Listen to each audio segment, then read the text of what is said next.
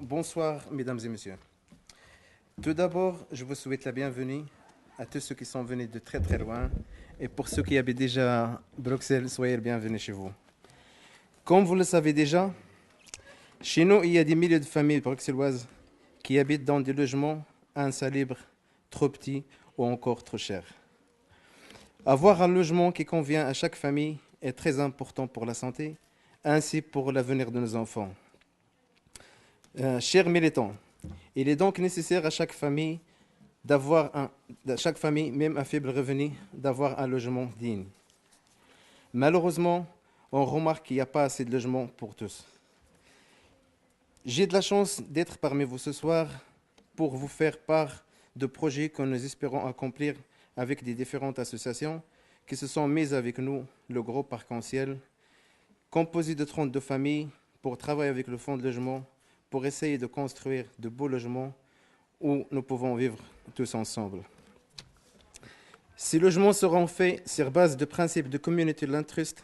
Cela veut dire que ces logements ne seront pas seulement accessibles pour nous, les familles, mais resteront toujours accessibles à prix adorable quand les premiers habitants auront vendu leur logement. Ce qui fait que le projet CLT avec le groupe Arc-en-Ciel sera l'un des premiers en Europe. Tandis qu'aux États-Unis, le système a déjà montré qu'il fonctionne très très bien. Ça permet à des milliers de familles à faible revenu d'avoir accès à un bon logement. C'est pour cette raison que nous sommes très heureux que des spécialistes de Community Land Trust des États-Unis et de l'Angleterre sont venus pour partager avec nous leur grande expérience. Cela nous fait un grand plaisir.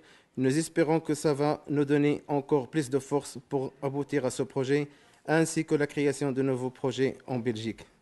Je vous remercie d'avoir écouté et je vous souhaite une bonne fin de soirée.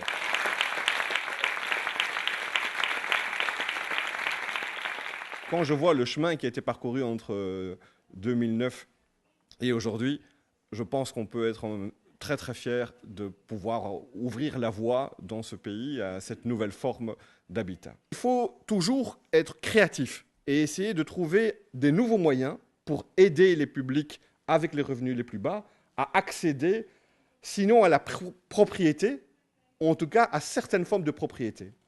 Et ce qui était intéressant, et ça m'avait beaucoup frappé, quand j'ai commencé à m'intéresser à cette problématique, c'est qu'on a à Bruxelles en tout cas, et je pense ailleurs aussi en Belgique, en Flandre, en Wallonie, un secteur associatif qui est très dynamique et qui n'est pas simplement là comme un contre-pouvoir aux politiques, même s'il doit aussi faire ça, mais qui est aussi là en venant avec des propositions, en gérant un certain nombre de situations aussi. Et dans le domaine social, dans le domaine du logement, nous sommes assez fiers à Bruxelles d'avoir effectivement un secteur associatif très fort. Depuis vendredi passé, le Parlement a voté dans le Code du logement, c'est-à-dire dans le texte où on retrouve toutes les règles pour le logement à Bruxelles, le principe du Community Land Trust. Il est donc aujourd'hui reconnu légalement à Bruxelles comme un des dispositifs, un des moyens de pouvoir aider des personnes à accéder à une belle forme d'autonomie, à pouvoir accéder à un logement décent via le Community Land Trust. The Community Land Trust movement is born out of the civil rights struggle of African Americans in the American South. It begins in 1961 in Albany, Georgia. The very first nonviolent protests for civil rights were in Albany, Georgia, and that's a small town about 250 miles southeast of Atlanta, nowhere known on the map. It was an oppressive time. Our people were not treated with equality. We had virtually no rights. Even though we were freed from slavery, we still were, in essence, enslaved. There were two brothers who lived in Albany, a man named Slater King and his brother, C.B. King. No first name, just two initials, C.B.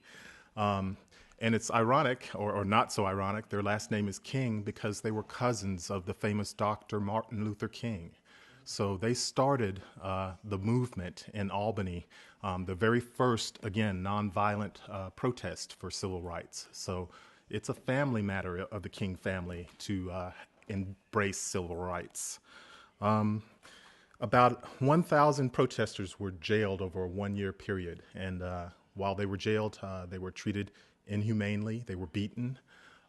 Slater King's wife, Marion, she was beaten while providing food and supplies to the jailed protesters. At the time, she was pregnant and she lost her child. So they didn't stop. They carried on. Eventually, in 1963, a man named Bob Swan came to Albany from Ohio. He was friends with a lot of the civil rights protesters who had come from the north to the south. They were jailed, and he was trying to help them, to free them. So he got in touch with C.B. King, an attorney in Albany, an African-American man, to see if he could help. And he became fast friends with C.B. and his brother Slater, and they began to work together.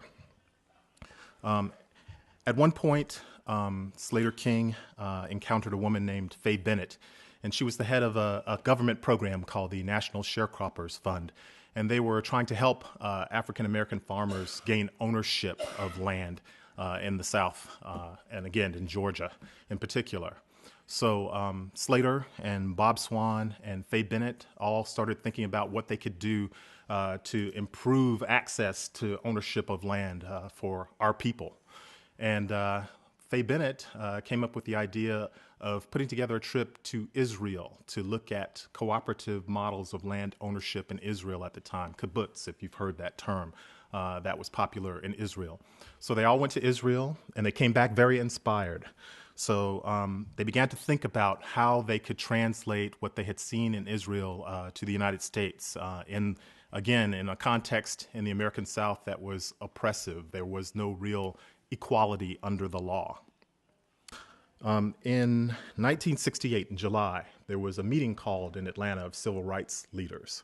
And all the people I've mentioned thus far who were interested came to that meeting. And they decided to form a planning committee to create a new organization that would allow rural farmers, African-American farmers, to lease collectively land and actually live on and work on that land under a new model called a community land trust.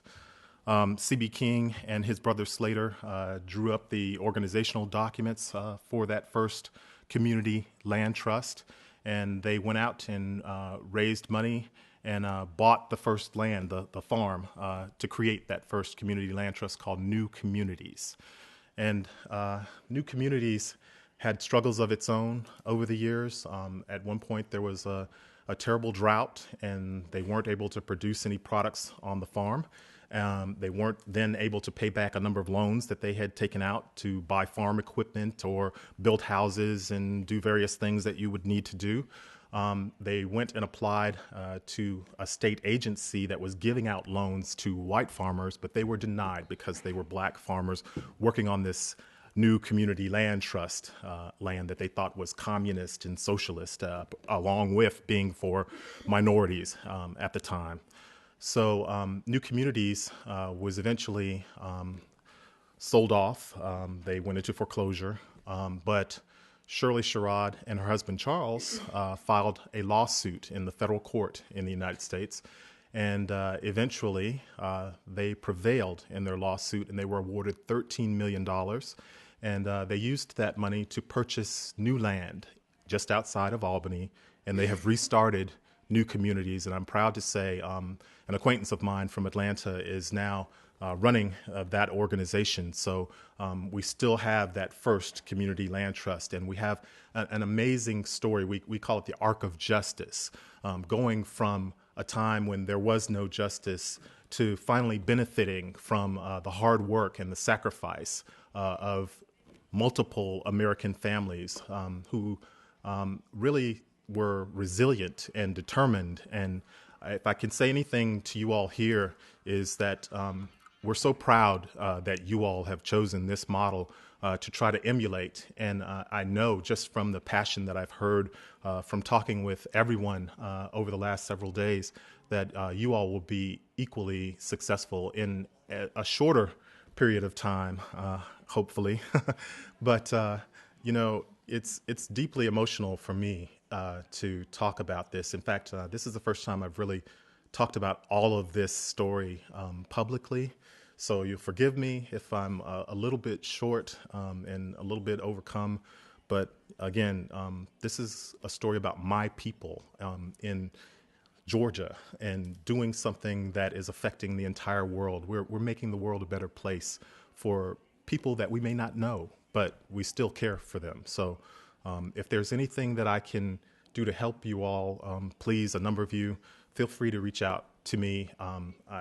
I was helped by Brenda Torpy and Emily and all the other people in the Community Land Trust movement in the United States, and now you're part of that legacy. So be proud like the rest of us are proud.